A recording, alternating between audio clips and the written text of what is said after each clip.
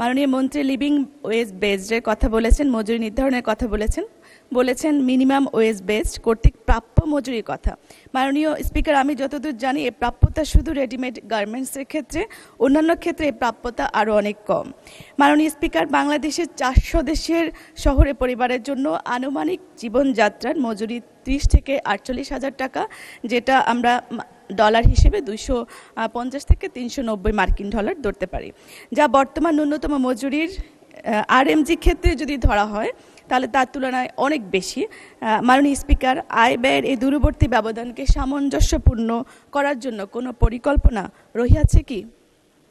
মাননীয় প্রতিমন্ত্রী। ধন্যবাদ মাননীয় সদস্য। মাননীয় প্রতিমন্ত্রী।